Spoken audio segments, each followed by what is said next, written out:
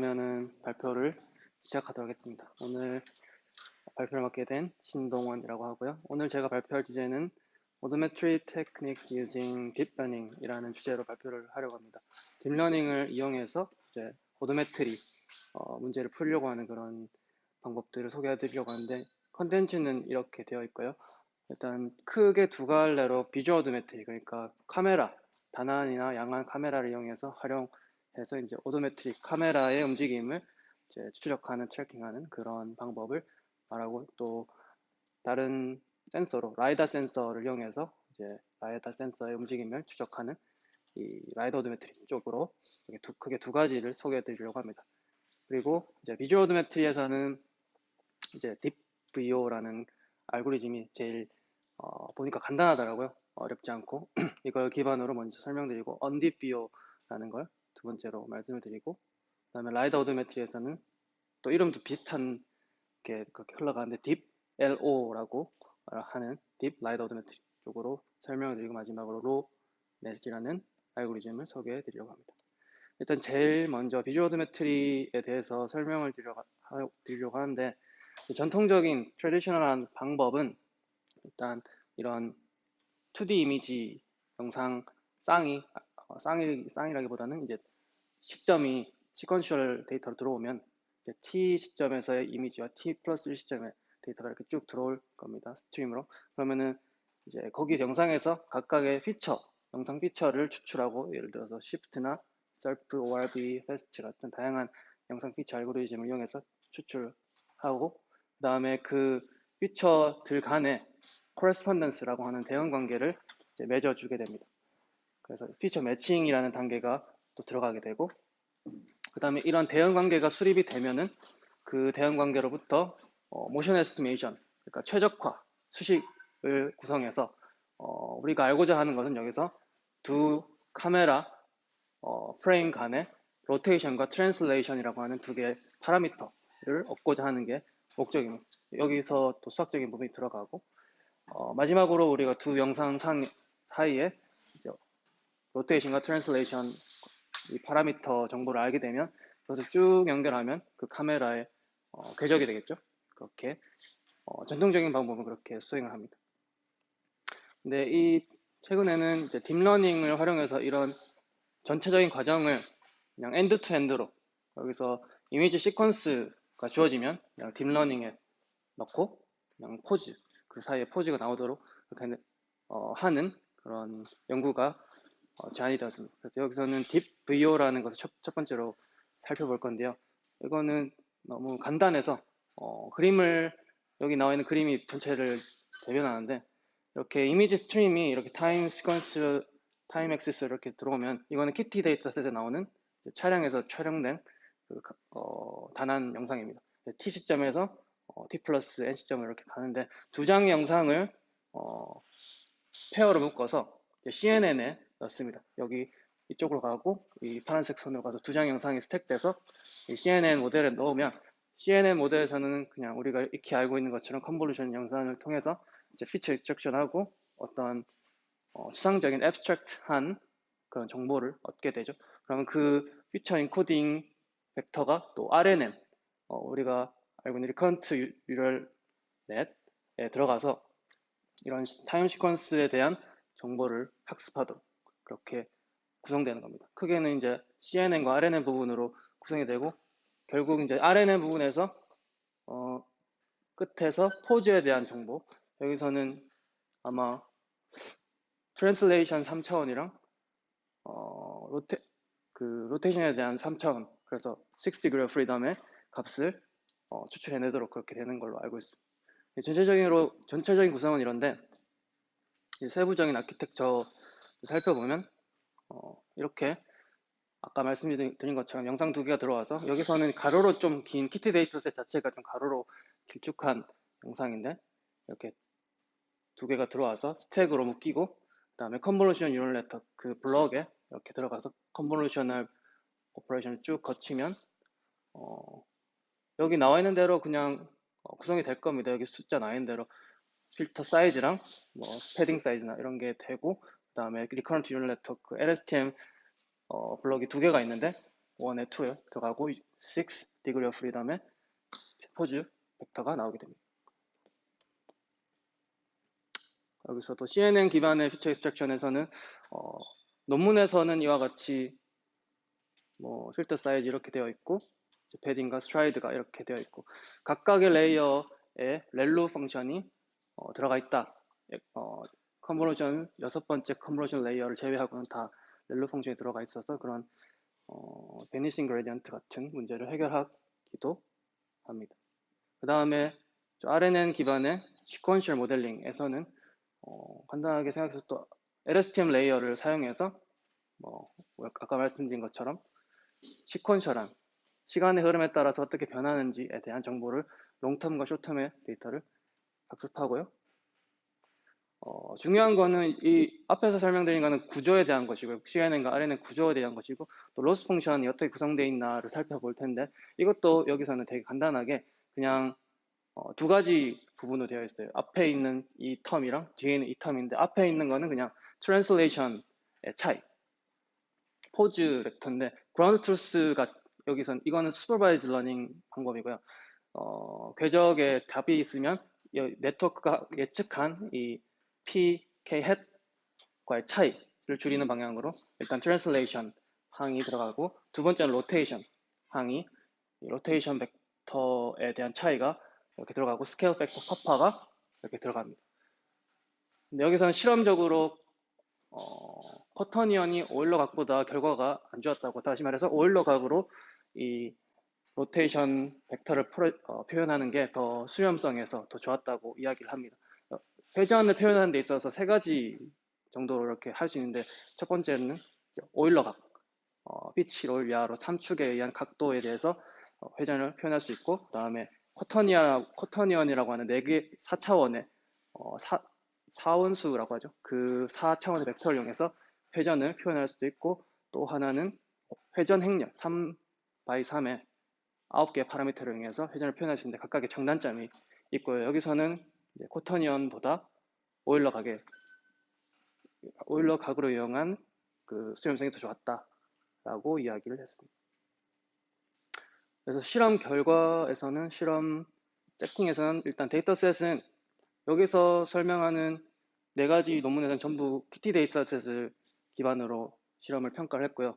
PT 데이터셋이라고 하는 게 되게 유명해서 굳이 추가적인 설명은 필요하지 않을 것 같은데 여기서는 TT에도 비주얼 오도메트리랑 슬램 벤치마크 데이터셋이 있습니다. 거기서는 스테레오 이미지도 있고 그 다음에 라이다 포인트 클라우드도 있고 그리고 GPS, IM 이런 센서 정보도 포함되어 있고 거기에 더불어 그 ground truth trajectory 벡터 값 그게 다 포함되어 있습니다. 그래서 학습하고 테스트 해보기에 용이한 데이터셋이고요. 22개의 시퀀스가 있고 거기서 앞에 11개는 ground truth trajectory가 있고 뒤에 10개는 ground truth trajectory가 없습니다. 그래서 어쨌거나 그렇게 구성이 되어 있다는 데이터셋이고 그다음에 하드웨어는 이렇게 아는 것처럼 엔비디아 GPU 사용했고 아다그리드 200 에폭 러닝 레이트 이렇게 세팅이 되어 있습니다. 그리고 뒤에서 계속 나올 그 이밸루에이션 메저인데 이것도 되게 많이 사용하는 메저고요. 주로 KT 데이터셋 말고도 많이 사용하는데 average root mean squared error 라고 하고 of the relative translation and rotation errors. 다시 말해서 상대적인 translation 그리고 상대적인 rotation error를 말합니다. 여기 그림으로 조금 표현해 봤는데 아까 KT 데이터셋에 ground truth trajectory가 있다고 말했는데요. 이 궤적이 그 차량의 궤적을 말합니다. 차량의 위치와 각각 위치에서의 로테이션, 회전을 다 알고 있고 이게 ground truth 궤적이라고 하면은 이 위치에 다 있고 그다음에 우리가 예측한 이 빨간색의 포즈가 있습니다. 차량에 오도메트리, 비주얼 오도메트리라니까요. 이렇게 있으면은 각각을 이제 코레스폰던스를 맺어줍니다. 일단 가까운 걸로 또 타임 스탬프도 비교해서 코레스폰던스를 맺어줄 수도 있고요. 일단 그런 대응 관계가 있으면은 그 사이에 차이를 비교합니다. 다시 말해서 이거랑 이거랑의 차이랑 이거랑 이거랑의 차이를 빼서 그 차이가 계속 제일 적은 걸 그 차이가 제일 적은 게 알고리즘이 제일 좋은 겁니다.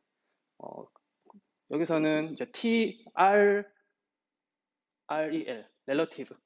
인데 RREL은 회전에 대한 그런 차이, TREL은 이동에 대한 차이를 말합니다. 쉽게 말하면 그렇게 되어 있고요. 여기서 안에 보시면 뭐 약간 드라이버 나사처럼 이렇게 되어 있는 오퍼레이터도 있는데 이거는 그냥 빼기 그 두 개의 차이를 말합니다. 여기서는 그냥 일반적인 유클리디안 공간에서의 트랜슬레이셔널한 차이고 로테이션은 우리가 일반적으로 생각하기에 로테이션 매트릭스 두 개를 빼면은 로테이션 매트릭스가 아니잖아요. 일반적인 산술 연산이 정해져 있지 않고 그거는 스페셜 유클리디안 그룹, 스페셜 오서고널 그룹이라고는 좀 특별한 케이스인데 두 개를 이렇게 멀티플리케이션을 해야 돼요.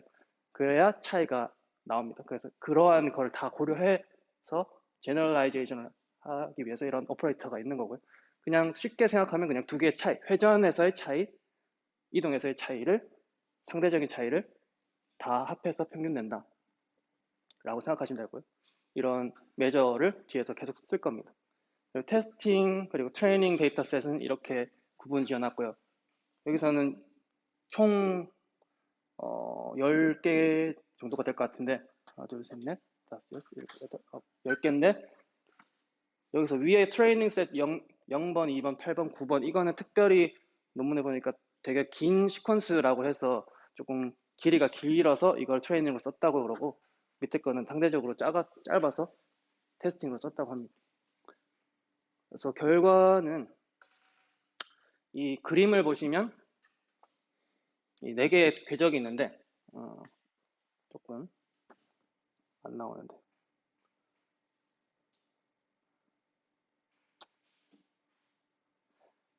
그 까만색이 원래 그라운드 트루스 궤적이 있고 까만색도 잘 보이지도 않지만 이런 데 좀 있긴 있는데 파란색이 그 딥비오 이 제한한 알고리즘의 결과고 그 다음에 빨간색이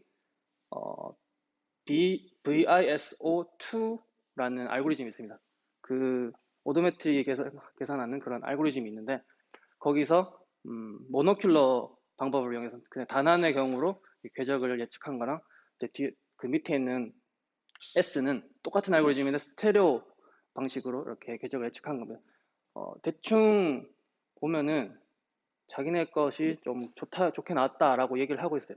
그래서 이 수치를 보면 딥비오 같은 경우에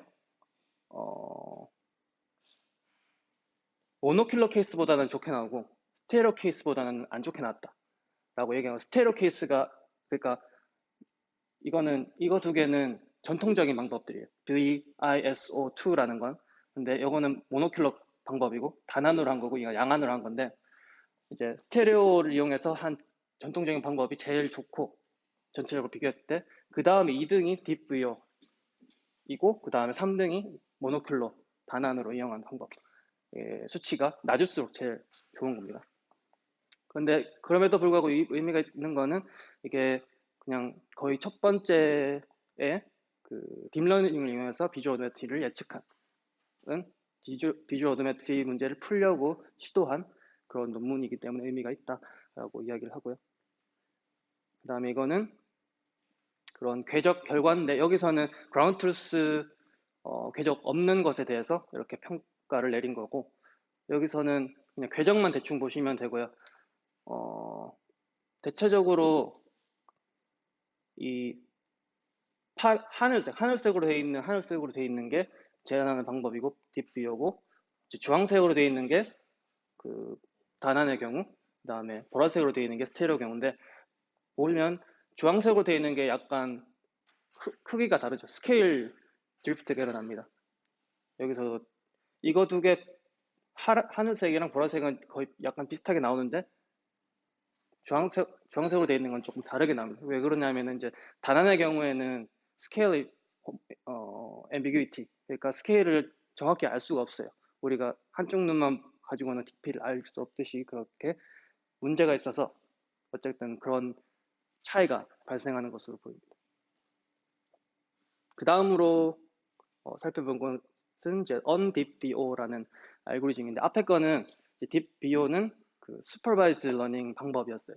그러니까 정답이 정해져 있고 궤적의 트라젝터리에 답이 있고 그것에 대해서 최대한 가깝게 가는 되게 이제 생각해보면 제일 간단한 건데 여기서는 그런 supervised way 말고 unsupervised way로 학습을 하고자 이야기를 했던 거고 여기서 전체적인 그 구조를 나타내는데 일단 위에 있는 부분이 트레이닝하는 부분이고 밑에 있는 부분이 테스트 검증하는 부분이 되겠습니다. 위에서 스테레오 이미지를 이용해서 이 네트워크 자체를 학습시킵니다. 여기서는 아웃풋으로 나오는 게 뎁스맵과 뎁스 에스티메이션 네트워크도 되고 그 다음에 포즈 아까 말했던 오도메트리를 예측하는 두 개 포즈 에스티메이션도 하는 그런 네트워크가 되겠습니다. 그 다음에 이렇게 학습을 시킨 다음에 테스트하는 단계에서는 이제 스테레오 이미지를 사용하지 않고 그냥 단한 영상을 이용해서만 네트워크를 이용해서 이 궤적과 뎁스를 뽑아내도록 하는 알고리즘이 되겠습니다. 구조는 크게 두 가지로 되어 있는데 뎁스 에스티메이터와 포즈 에스티메이터 두 가지 구조가 있습니다. 뎁스 에스티메이터에서는 이제 이 왼쪽에 있는 그림처럼 인코더 디코더 구조로 되어 있고 이 인풋 영상 두 개 스테레오 케이스의 영상 두 개가 들어가면 이렇게 쭉 줄어들고 또 쭉 커지면서 이제 뎁스 맵을 뽑아냅니다. 여기서는 그라운드 트루스 뎁스가 있는 게 아니고 이 안에서 정의된 어떤 로스 펑션에 의해서 뎁스가 학습이 되는 거 그건 뒤에서 설명드릴 거고요. 그 다음에 여기 오른쪽에 있는 포즈 에스티메이터에서는 이 둘 사이의 트랜슬레이션과 로테이션 차이를 계산하는데 BGG 백본으로 사용했다고 하고 여기서 앞에서는 두 개가 함께 들어가서 쭉 나가다가 뒤에서 이제 로테이션과 트랜슬레이션 파트로 두 개가 나누어집니다. 디커플링을 했는데 이런 구조도 대체적으로 많이 쓰는 두 개를 같이 예측하는 게 아니라 따로 분리해서 예측하는 구조도 많이 사용합니다. 그래서 이렇게 구성이 되어 있습니다. 학습 전략은 뭐 이렇게 되어 있는데 여기서는 두 개만 크게 살펴보시면 돼요. 스파셜 이미지 로스와 템포럴 이미지 로스. 스파셜 이미지 로스는 여기서 스테레오 영상을 이용해서 학습한다고 하는 그 특성을 이용해서 이제 두 개 사이에 뎁스랑 익스체인지 파라미터를 예측하는 그런 부분이고 템포럴 이미지 로스는 하나의 영상에서 시퀀셜한 데이터를 이용해서 이제 학습을 하는데 로스의 종류가 두 개가 있다고 생각하시면 됩니다. 여기서는 그냥 스파셜 이미지 로스, 템포럴 이미지 로스. 첫 번째로 스파셜 이미지 로스에서는 또 그 몇 개 로스가 또 나눠져 있는데 포토메트릭 컨시스턴티 로스라는 게 있습니다. 여기서는 여기 항이 이렇게 로스 펑션이 이렇게 정의되어 있는데 여기도 뭐 두 개가 왼쪽 영상 그리고 오른쪽 영상에 대한 것이에요. 이거 똑같은 구성인데 위에 걸 먼저 보면은 이제 첫 번째 항과 두 번째 항에 웨이티드 썸으로 되어 있습니다. 이 람다라는 가중치에 그리고 첫 번째 항은 SSIM이라고 하는 Structural Similarity Measure라고 하는 그 메저가 있습니다. 이거는 로스 펑션이 좀 특별한데 저도 자세히는 잘 모르지만 그 논문을 보니까 뉴럴넷에 적합하게 정의된 로스 펑션이다라고 이야기를 해 있어요. 이 논문에서 제안한 건 아니고 따로 논문이 있어요. 그 논문에서 이제 L1 로스 말고 이제 SSIM이라는 로스를 추가적으로 사용하는데 이런 로스가 있다는 것만 일단 알려드리겠습니다. SSIM 로스랑 그리고 또 L1 로스 우리가 일반적으로 사용하는 그 L1 로스를 사용해서 두 개의 웨이티드 썸으로 계산을 합니다. 근데 어떤 차이냐? 여기 안에 들어가는 거는 두 개는 똑같아요. IL이랑 IL 대시, IL이랑 IL 대시. 그러니까 IL 영상이랑 IL 대시 영상이 있는데 IL은 왼쪽 영상, 이미지의 왼쪽 영상 이렇게 들어가면 이거는 우리가 데이터에서 있는 거고 예측된 왼쪽 뎁스 영상을 얻을 수 있습니다. 그러니까 네트워크로부터 계산된 어떤 뎁스 영상, 왼쪽 영상에 대한 뎁스 영상이 뭐 옳게 나오든 그르게 나오든 어떻게든 나오겠죠. 나온 뎁스를 이용해서 스파셜 트랜스포머라는 뉴럴 네트워크의 블록을 활용합니다. 뉴럴 네트워크 어떤 모듈의 일종인데 그건 뒤에서 또 설명드릴 거고, 스파셜 트랜스포머가 하는 일은 이 두 개, 색상과 이 뎁스, 그리고 원래는 이 안에서 카메라 파라미터를 예측하는 부분이 있습니다. 익스체인지 파라미터를요. 그래서 그것들을 조합해서 합성을 하는 겁니다. 새로운 오른쪽 영상을. 왼쪽과 왼쪽 뎁스를 이용해서 오른쪽 색상 영상을 합성하는 겁니다. 그럼 합성한 뎁스 영상이랑, 합성한 색상 영상이랑 원래 있던 오른쪽 색상 영상의 로스, 여기서 로스는 이제 아까 말했던 SSIM이랑 L1 로스, 그거를 계산해서 이것이 줄어드는 방향으로 전체적인 네트워크를 학습하는 거죠. 근데 여기서 알고 있어야 되는 거는 여기서 카메라 파라미터 들어가는데 뒤에 보시면 네트워크 자체는 이렇게 생겼는데, 스파셜 트랜스포머가요. 이것도 많이 사용하는 거더라고요. 제가 이해한 바로는 스파셜 트랜스포머가 원래는 이 이미지를 이렇게 왼쪽 영상에서 오른쪽 영상을 뭐 만드는 어떤 시점을 바꿔서 만들려면은 이 워핑이라는 단계가 필요한데, 3차원 워핑 아니면 뭐 이렇게 옮기는, 시점을 옮겨서 워핑하는 단계가 필요한데, 이거를 뉴럴 네트워크에서 디퍼런셜을 하게 학습 가능하도록 이렇게 모델을 만든 겁니다.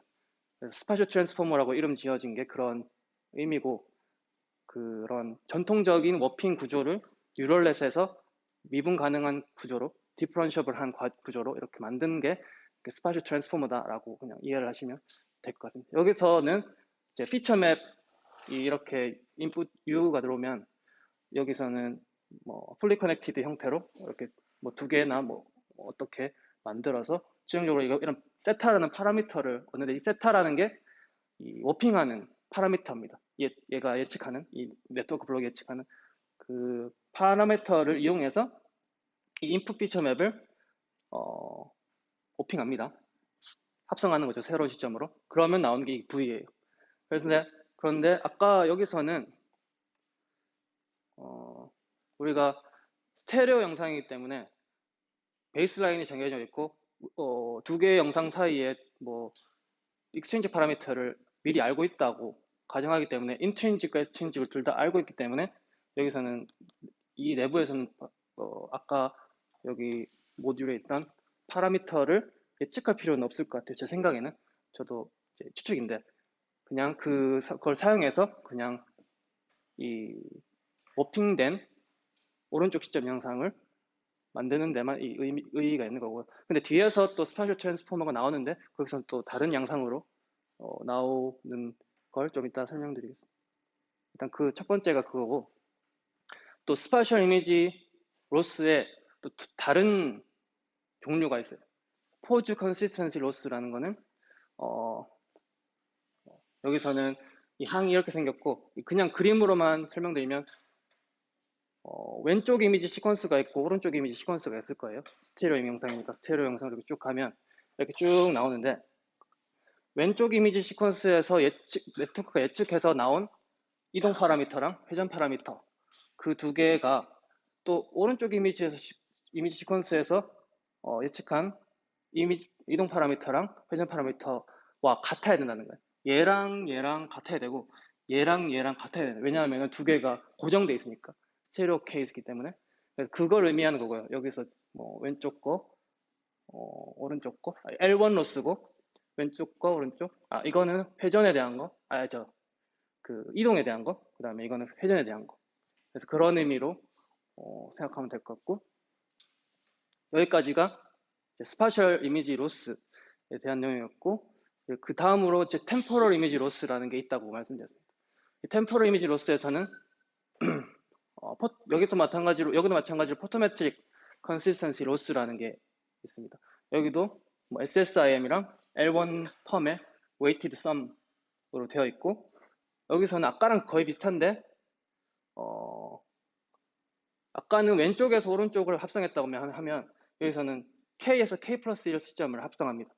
K 시점의 색상 영상이랑 K 시점의 뎁스 영상을 네트워크로부터 알게 되고, 그걸 스파셜 트랜스포머로 이용해서 이제 모핑해서 합성을 하면 K 플러스 1 시점의 색상 영상을 얻게 되고, 그리고 원래 있던 K 플러스 1 시점의 색상 영상과의 로스를 계산해서 그 로스가 줄어드는 방향으로 네트워크 학습하는데, 여기서는 아까랑은 조금 다르게 extrinsic 파라미터를 우리가 알 수 없고 네트워크로부터 예측한 값을 사용한다라고 저도 이해를 했습니다.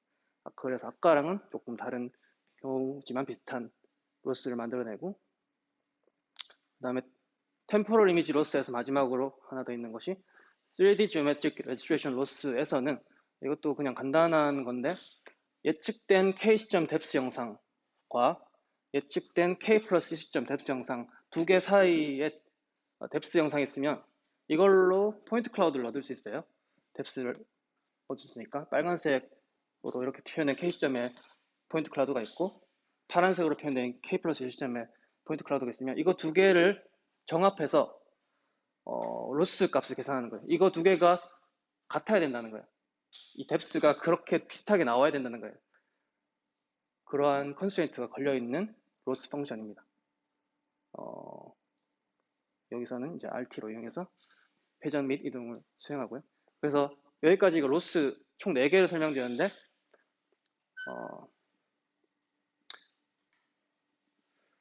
여기서 스파셜 이미지 로스와 템포럴 이미지 로스 두 가지 종류가 있다고 했고, 스파셜 이미지 로스에서는 포토메트릭 컨시스턴시 로스, 그 다음에 포즈 컨시스턴시 로스 두 개가 있고요. 여기도 템포럴에도 포토메트릭 컨시스턴시 로스랑 3D 지오메트릭 레지스트레이션 로스, 이렇게 두 개 총 4개가 있다고 설명드렸습니다. 잠시만요. 녹화하고 있는데 잘 되고 있는 거겠죠? 네, 계속 하겠습니다. 그래서 이제 실험 데이터셋은 아까랑 비슷하고요. 키티랑 뭐 디테일한 하드웨어 스펙만 조금 다를 테고요. 결과는 이제 여기서도 evaluation measure는 아까 TREL이랑 LREL, TREL이랑 RREL, 발음이 너무 어렵다. 어쨌든 두 개 했는데, 여기서는 언디비오가 제일 좋다고 이제 굵은 글씨로 표시되어 있죠. 에러 값이 제일 작게 나왔다고 이야기합니다. 여기서는 SFM 러너랑 VISO2 모노큘러 케이스, 그리고 ORB 슬램 모노큘러 케이스 이렇게 쭉 했는데, 언디비오가 제일 잘했다고 그러고요. 트라젝토리 예측은 그라운드 트루스가 있는 경우에 뭐 이렇게 빨간색이 그라운드 트루스고 파란색이 제한하는 겁니다. 그 다음에 연두색이 그냥 전통적인 오도메트리, 그리고 회색이 SFM 러너라고 하는데, SFM 러너라고 하는 게 제일 안 좋게 나오는 것 같아요. 여기도 그렇고, 빨간색 그라운드 트루스에 제일 가까운 건 언디비오라고 한다라고 이야기를 하는 것 같습니다. 여기도 마찬가지고요. 이거는 그라운드 트루스가 없는 경우에 대해서 그냥 결과는 거의 비슷한 양상을 보이고 있고요. 그렇습니다. 이거는 뎁스 에스티메이션 결과를 시각화한 것이고요. 그냥 멀리 있을수록 조금 밝게 나오고 가깝게 있을수록 조금 어둡게 나오는, 그냥 잘 나옵니다. 이렇게 해서 이제 비주얼 오도메트리 부분에서는 이렇게 두 개를 살펴보았고요. 다음으로 이제 라이더 오도메트리 부분에 대해서 살펴볼 텐데, 라이더 오도메트리 방법도 전통적인 방법은 아까랑 거의 비슷합니다. 그림도 비슷하죠. 3D 라이더 포인트 클라우드가 있으면 이제 파란색이랑 빨간색이 있으면 먼저 피처 디텍션을 합니다. 그래서 이제 이 전체에서 조금 추려서 특출난 코너나 엣지 같은 그런 플래너나 그런 포인트 클라우드만 추려내고, 그거에 대한 이제 피처 코레스폰던스를 얻고, 그거에 대한 모션 에스티메이션 해서 그 둘 사이의 로테이션과 트랜슬레이션을 얻어내게 되죠. 근데 사실 이거보다는 원래는 피처 없이 그냥 다이렉트로 포인트 간에 정합하는 뭐 ICP 같은 게 일반적이기도 하고, 이거는 뭐 그런 피처를 추출하는 방법을 이용한 전통적인 방법이라고 생각하시면 됩니다. 이렇게 되어 있고, 근데 여기서도 마찬가지로 딥LO라는 방법이 있는데요. 이거는 전체적인 구조가 이렇게 되어 있습니다. 여기서는 일단 여기 먼저 보시면은 포인트 클라우드, 3D 포인트 클라우드가 뭐 많이 보셨겠지만 좀 방사형으로 360도 형태로 벨로다인 같은 경우에는 이렇게 공간에 뿌려져 있는데 그거를 2D로 이렇게 2D의 2차원 맵 형태로 이쁘게 만든 겁니다.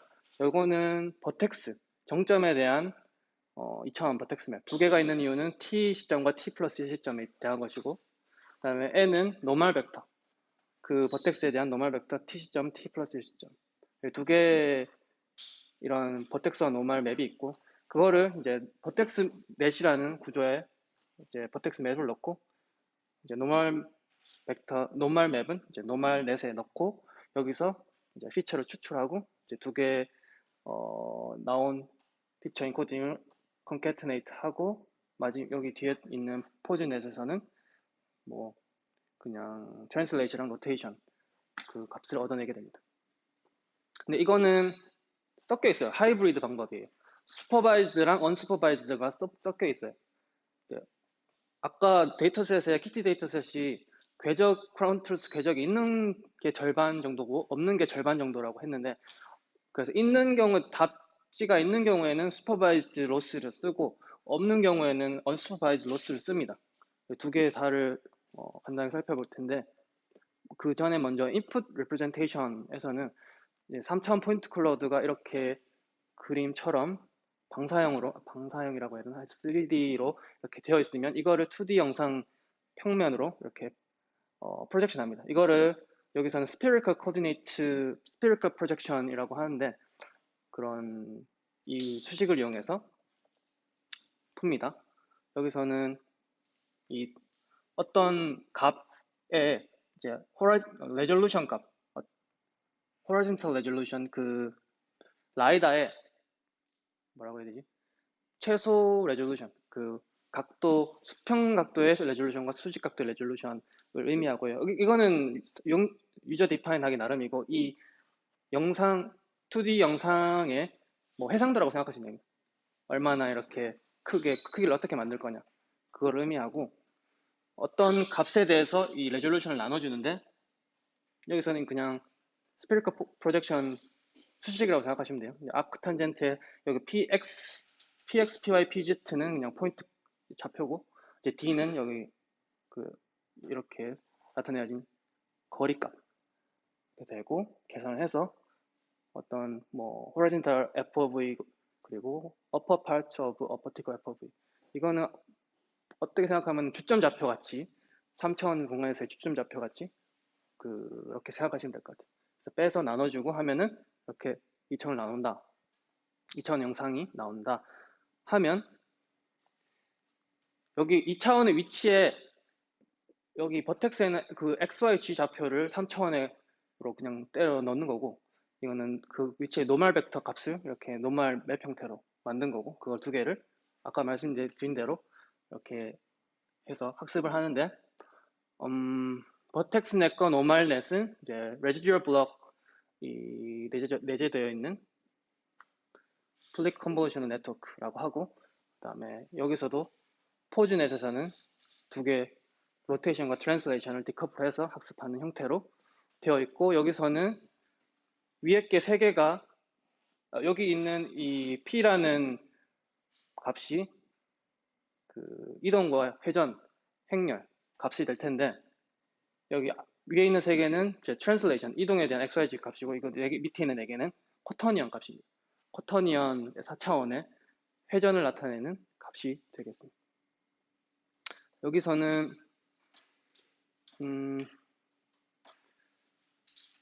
코터니언이 맞나? 어쨌거나 회전이라고 생각하시면 됩니다.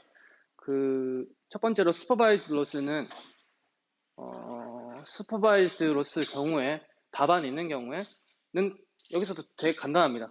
그냥 우리가 제일 처음에 딥 VO에서 봤던 것처럼 그냥 이제 트랜슬레이션과의 차이, 로테이션에서의 차이를 어떤 스케일 팩터 ST와의 이제 컨비네이션을 이용해서 로스 펑션을 구성하고 그냥 최소화하는 그런 방향으로 갑니다. 여기서 실험적으로 조금 더 해봤던 거는 이 회전을 파라미터를 나타낼 때 오일러 값으로 오일러 각으로 로스를 구성했느냐 아니면 쿼터니언으로 로스를 구성했느냐에 따라서 수렴성이 조금 달라졌다고 합니다. 오일러 로스가 more 스테이블하다고 여기서도 마찬가지로 이야기를 하고 있죠. 아까도 딥 뷰에서도 오일러 로스로 활용한 게 조금 변동이 덜하고 수렴이 잘 됐다라는 양상을 똑같이 보이고 있다라고 저는 생각했습니다.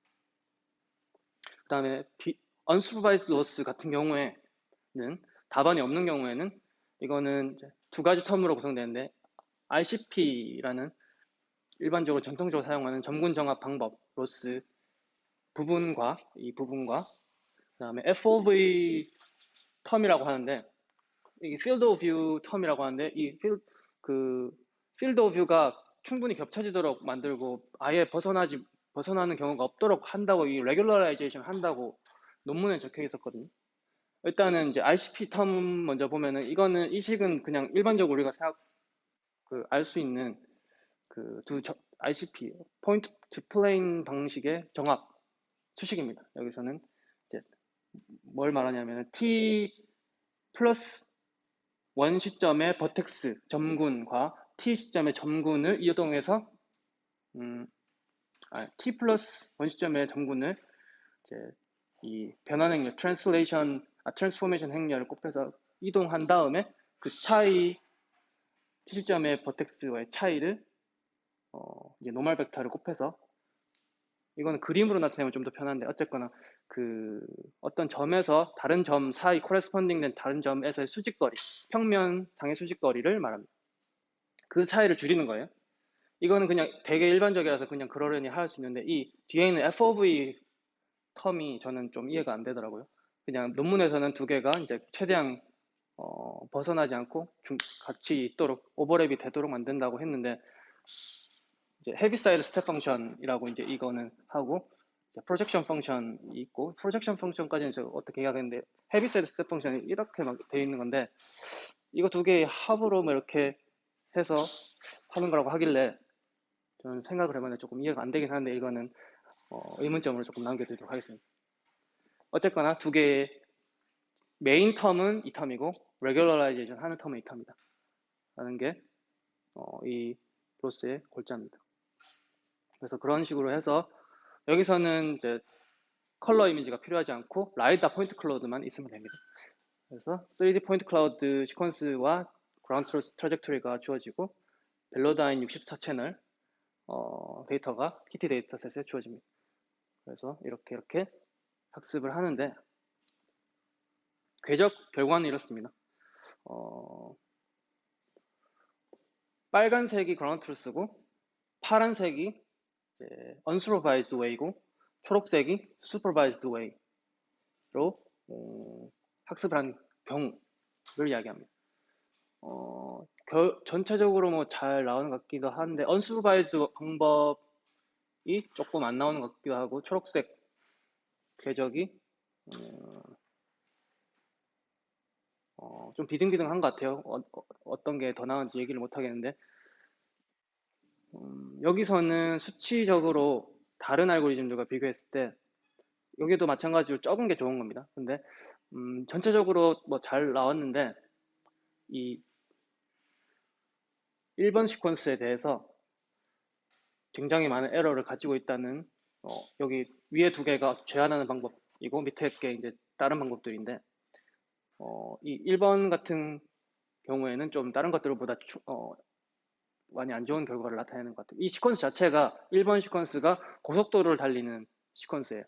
그래서 되게 고속이고 움직이는 물체도 많고 그리고 주변에 피처도 잘 없어요. 구조적인 피처가. 이 그림을 보시면 여기 있는 1번 시퀀스 이거가 되는데 그냥 일자로 쭉 돼 있고 여기 있는 뭐 인터체인지가 참 이렇게 나오는 것 같은데 구조적인 피처가 잘 없는 그런 시퀀스라서 뭐 그런 결과가 잘 안 좋게 나왔다라고 하고 또 다른 거는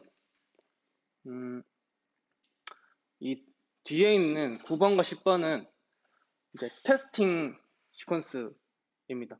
앞에 있는 거는 트레이닝 시퀀스에 대해서 트레이닝 데이터로 학습을 하고 트레이닝 데이터에서 궤적을 예측한 것 같아요. 앞에 있는 거는. 그래서 어느 정도 잘 나오는데 여기서는 학습한 게 아니죠. 학습한 게 아니라서 좀 데이터에 오버피팅된 결과이기 때문에 테스트 데이터셋에서는 잘 안 나온다라고 이야기를 하는 것 같았습니다. 그리고 여기까지가 딥 에로, 그다음에 마지막으로 딥 LONet, 라이더 오도메트리 넷. 이거는 사실 이제 CVPR 이번에 나온 건데 지난 CVPR 리뷰할 때 간략하게 이야기를 하긴 했습니다. 근데 조금 더 자세히 살펴봤고요. 구조는 구조는 이와 같습니다. 여기서도 여기는 이제 T-1과 TST가 있는데 이거는 그 라이더 스캔이고요. 그다음에 여기서 노멀 벡터를 예측하는 노멀 에스티메이션 네트워크가 있고 오도메트리 리그레션 하는 그 궤적을 예측하는 네트워크가 있고 여기서는 밑에 있는 거는 이제 마스크 프리딕션이라고 하는데 마스크라고 하면 여기서 그냥 움직이는 물체, 다이나믹한 물체들을 약간 걸러내는 걸 예측하는 그런 네트워크라고 보시면 됩니다. 여기서도 마찬가지로 라이다 데이터를 2차원으로 프로젝션을 해요. 3차원 데이터를 2차원 프로젝션 하는데 여기서는 실린드리컬 프로젝션이라고 하더라고요. 근데 아까 논문에서는 스피리컬 프로젝션이라고 여기는 실린드리컬 프로젝션이라고 하는데 수식도 조금 다르거든요, 아까랑. 그래서 조금 다르다는 인상을 받았고 실린더 형태는 원통 형태로 이렇게 돼 있는 걸 이렇게 펴는 거라고 생각하시면 되고 스피리컬은 그냥 구 형태로 되어 있는 거를 이렇게 편다고 생각하면 되는 것 같아요. 그래서 이렇게 수식이 되어 있고 이렇게 2차원의 맵으로 만듭니다. 그 다음에 이걸 이용해서 또 여기서도 마찬가지로 노멀 예측하는 네트워크에서는 이 로스 펑션이 노멀 벡터 예측하는 펑션이 이렇게 되어 있고 여기서는 L1 로스를 활용하는데 뒤에 있는 exponential 텀은 그냥 뭐 스케일 팩터 같이 작용을 하고 중요한 건 이 안에 있는 항인데 이 노멀 벡터 두 개의 차이를 줄이는 방향으로 로스가 학습됩니다. 이거는 이제 내부적으로 이 노멀 벡터는 이 수식과 또 이 x 알파 베타 헷 뭐 이런 거는 이런 걸로 돼 있는데 이 수식보다 그림으로 설명하면은 제가 그려봤는데요. 2차원의 맵이 있습니다. 2차원의 맵이라 하면 아까 우리가 프로젝션 했던 그 맵인데 거기서 어떤 포인트에 대해서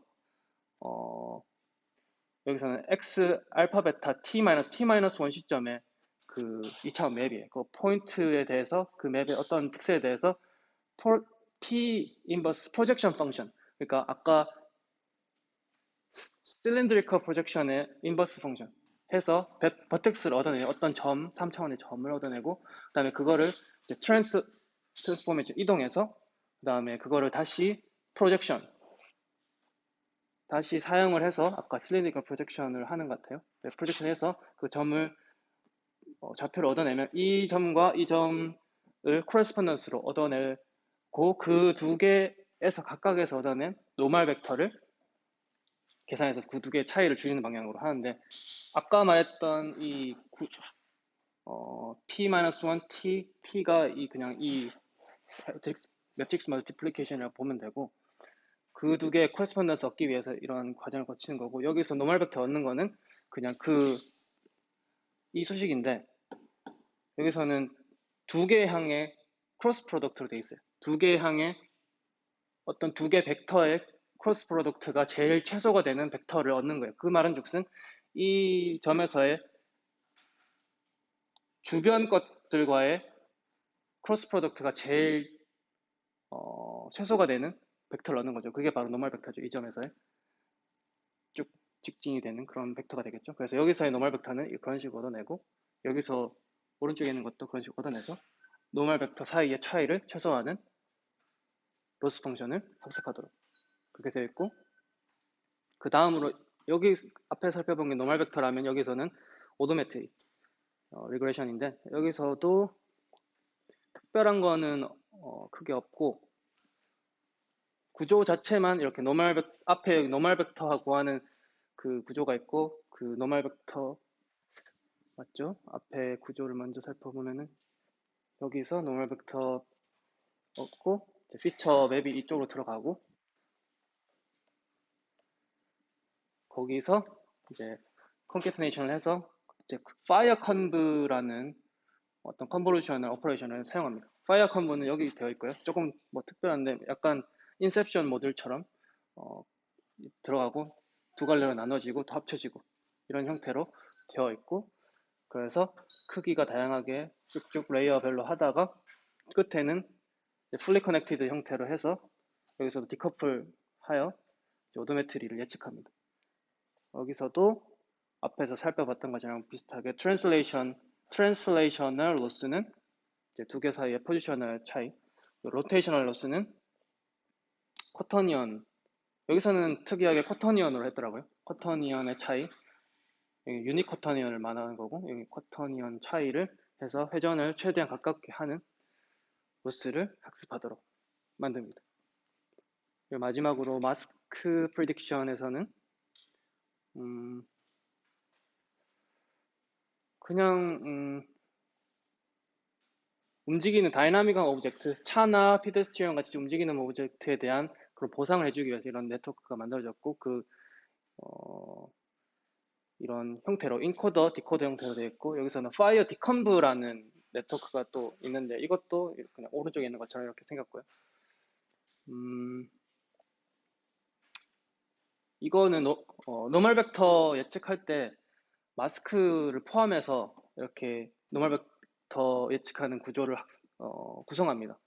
근데 여기 이쪽 뒤편은 아까 노멀 벡터 예측하는 로스랑 똑같이 생겼고 여기 마스크 값은 0 또는 1입니다. 0 또는 1은 움직이거나 아니거나 그 값을 나타내고 이 마스크 텀은 또 regularization 텀으로 구성되어서 이 로그 p의 어떤 형태로 들어가는데 이게 전체 마스크 맵 자체가 0이 되지 않도록 강제하는 역할을 한다고 이야기를 했습니다. 그래서 0이 되면은 그냥 무시되니까 0이 되면 그냥 로스 펑션 자체가 0이 되겠죠. 그럼 학습이 제대로 안 되게 되겠죠.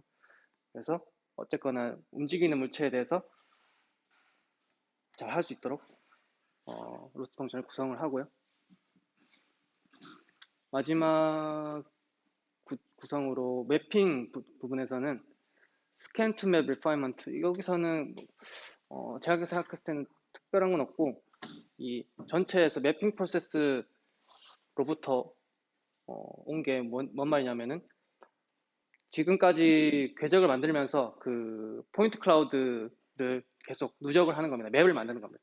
여기서의 스캔과 조금 봤을 때 스캔, 그 트라젝토리, 오도메트리를 계속 누적하면서 맵을 만들 수 있겠죠. 그게 이제 전체 맵이고 글로벌 포즈는 원점으로부터의 지금 현재 위치의 좌표값, 그러니까 포지션과 로테이션 값. 그게 두 개가 맵핑 프로세스로부터 오는데요. 이 맵핑 프로세스는 안에 이렇게 돼 있고 이게 그거고 이제 신경망 뉴럴넷으로부터 온 것은 오도메트리, 예측된 오도메트리.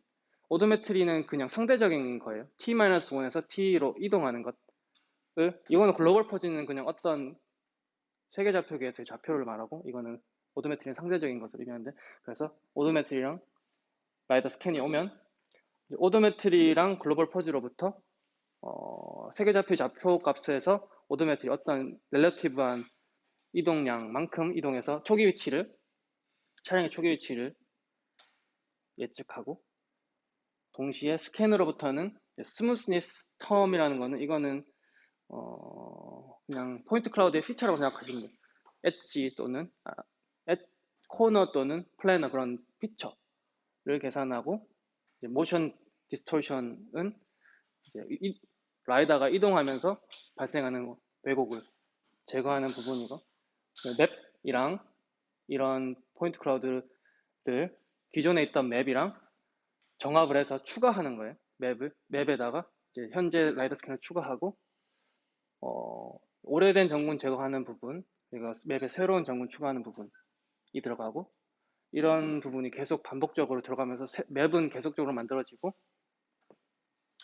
글로벌 포즈도 나오고 그다음에 약간 리파인먼트 하는 부분도 조금 들어가 있습니다. 그래서 이렇게 매핑 프로세스가 주어집니다. 여기서는 그냥 맵을 만든다고 그냥 간단하게 생각하시면 될 것 같네요. 그냥 계속 포인트 클라우드를 누적해 나간다. 조금 리파인먼트 하면서. 그렇게 돼서 이제 실험 결과는 여기서도 마찬가지로 똑같은 라이다 포인트 클라우드 사용하고 하드웨어 스펙은 이렇고요. 여기서는 조금 익스텐시브한 실험 결과를 보여줬는데 여기 마지막에 있는 로넷 매핑 여기 로넷이라고 되어 있는 거는 오도메트리 부분만 되어 있는 거고 로넷 매핑은 매핑까지 같이 한 거고 잘 보이실지 모르겠지만 이쪽에 있는 게 거의 이제 굵은 표시로 되어 있습니다. 볼드 채로 되어 있고요. 그래서 좋은 결과를 보인다라는 이야기를 하고 있고 궤적 자체는 그것도 마찬가지로 여기도 그라운드 트루스는 까만색이고 까만색 뭐 보이지도 않는데 제일 밑에 있는 이 궤적을 생각하시면 되고 보라색이 로넷 플러스 매핑, 빨간색이 로넷. 그래서 거의 이제 그라운드 트루스에 가깝게 가는 걸 보여주고 있습니다. 다른 것들은 이 앞에 있는 이런 것들은 그냥 일반적인 ICP 정합하는 점군 정합하는 그런 알고리즘들을 의미합니다. 그냥 전통적인 것들이요. 아까 뉴럴에서 사용하지 않는 것. 그리고 오른쪽에 있는 그거는 여러 알고리즘들에 대해서 트랜슬레이셔널 에러 그리고 로테이셔널 에러 값의 양상을 미터 단위로 길이에 따라서 이렇게 표현한 건데 이제 빨간색에 있는 것이 로넷 플러스 매핑이고 제일 밑에 둘 다 제일 밑에 있죠. 그래서 제일 좋다. 자기네 것이 제일 좋다라고 이야기를 하는 것 같고 이거는 매핑 결과고 오른쪽에 있는 건 3차원으로 봤을 때 아까는 2차원에서 위에서 내려다보는 결과인데 이건 3차원으로 까만색이 그라운드 트루스고 빨간색이 로넷 플러스 매핑, 보라색이 로넷이네요. 매핑한 게 그라운드 트루스에 더 좋다라는 걸 이야기합니다. 결론은 여기서 오늘은 신경망 뉴럴넷 방법을 이용한 비주얼 그리고 라이더 오토매틱 방법들에 대해서 조금 조사를 해봤고 네 가지 중에서 먼저 딥VO는 전통적인 방법과 비교해서 더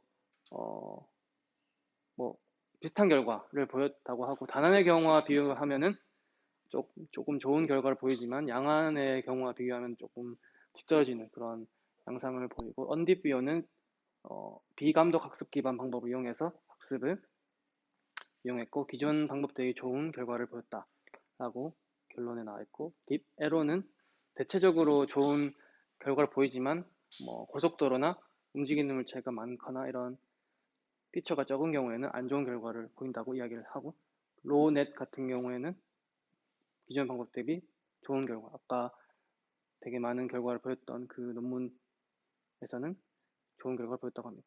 공통적으로는 트레이닝 데이터셋에 의존하는 결과를 이거는 뭐 뉴럴 네트워크를 활용하는 그런 데이터셋에 의존하는 결과를 보이는 경향이 있다라는 게 공통적인 의견이고 그래서 여기서는 키티 데이터셋을 주로 이용했는데 다양한 다른 뭐 웨이로나 누신즈라는 데이터셋들을 더 많이 활용하는 게 좋을 것 같다라는 의견이 들고 그다음에 회전에 대한 값을 학습할 때 허터니언보다 오일러 앵글을 이용하여 학습하는 것이 수렴하는 데 더 좋고 빠르다. 이거는 딥 VO와 딥 에로에서 나온 의견을 이야기를 드리는 것이고요.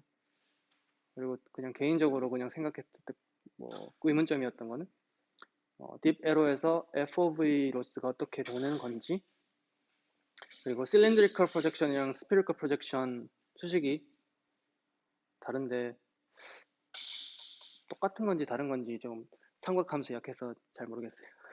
어쨌든 이런 구성으로 되어 있고 이상으로 제 발표는 마치도록 하겠습니다. 감사합니다.